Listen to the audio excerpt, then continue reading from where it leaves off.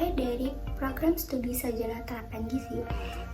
Di sini saya akan menjelaskan studi kasus saya tentang atau terkait dengan penahanan guru honorer di Baitok Konawe Selatan, Sulawesi Tenggara.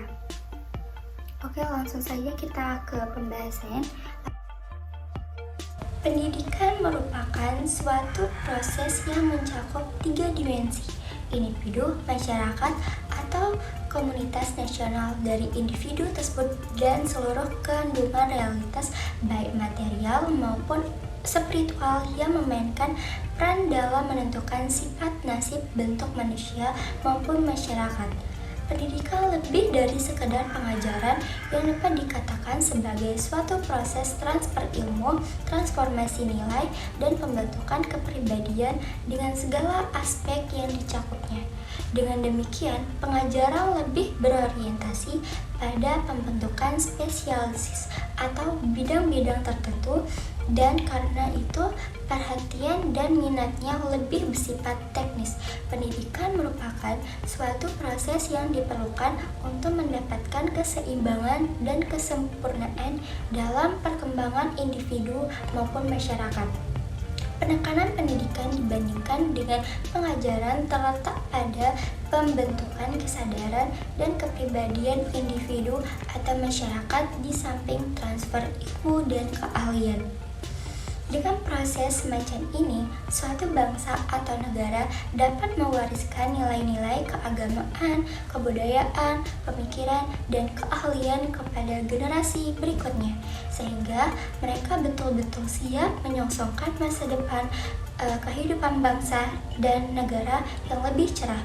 Pendidikan juga merupakan sebuah aktivitas yang memiliki maksud atau tujuan tertentu yang diarahkan untuk mengembangkan potensi yang dimiliki manusia, baik sebagai manusia ataupun sebagai masyarakat dengan sepenuhnya. Selanjutnya, saya akan menjelaskan bagaimana kasus tersebut setelah viral di media sosial terkait guru honorer yang ditangkap dan ditahan karena menegur siswanya yang merupakan anak seorang polisi di SDN 4 Baitok Konawe Selatan, Sulawesi Tenggara. Berikut ini kronologi kasus tersebut hingga ramai diperbincangkan. Hal ini berawal dari laporan orang tua ke Polsek Baitok terkait adanya dugaan kekerasan terhadap anaknya yang dilakukan oleh Ibu Supriani. Selang beberapa bulan, kasus ini pun dilimpahkan ke kejaksaan. Namun kepolisian mengaku tidak melakukan penahanan terhadap tersangka karena beberapa hal. Kasus ini baru viral di sosial media setelah adanya penahanan yang dilakukan kejaksaan pada Rabu 16 Oktober 2024 lalu. Namun, berdasarkan penjelasan Mapolda RI Baitok, sosok Supriani merupakan guru penyabar yang tenang, tak akan mungkin melakukan hal tersebut. Kepala sekolah dan guru-guru tepatnya mengajar pun sudah membantah adanya penganiayaan. Ibu Supriani dituding menganiaya muridnya yang masih duduk di kelas 1 SD. Pihak sekolah sempat memanggil untuk klarifikasi. Saat itu, Ibu Supriani tidak mengakui apa yang dituduhkan. Begitu juga di hadapan kepolisian. Saksi yang diminta keterangan juga tidak pernah menyebut jika dia melakukan tindakan penganiayaan. Namun, kini penangguhan penahanan terhadap Supriani telah dilakukan sejak Selasa 22 Oktober 2024. Sungguh memilukan, Supriani seorang guru honorer yang bergaji hanya 300.000 dimintai 50 juta dari Kapolsek Baitok untuk hentikan kasus dugaan penganiayaan terhadap siswa.